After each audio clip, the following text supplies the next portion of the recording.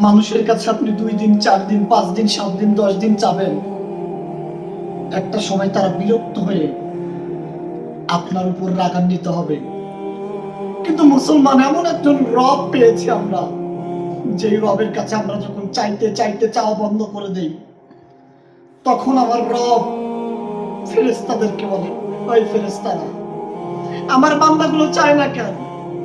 আমি আল্লাহ তো যখন তারা চায় আমি তাদের চাওয়াতে খুশি হয়ে যাই, তারা চাওয়া বন্ধ করলো কেন? সুবহানাল্লাহ, কি রব আমাদের, যার কাছে না চাইলে তিনি রাগান্বিত হয়ে যায়।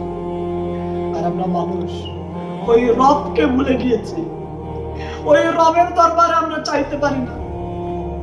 সারাটা জীবন গুনাহ করেছেন, মৃত্যুর অন্তিম মুহূর্তে যদি আপনি আমার রবের কাছে ক্ষমা চাওয়ার মতো চাইতে পারেন, আমার রব আপনার জীবনের সমস্ত গুনাহগুলো ক্ষমা করতে 1 সেকেন্ড সময় নেবে না। প্রত্যেক দিন শেষ রাত্রিবেলায় আমার রব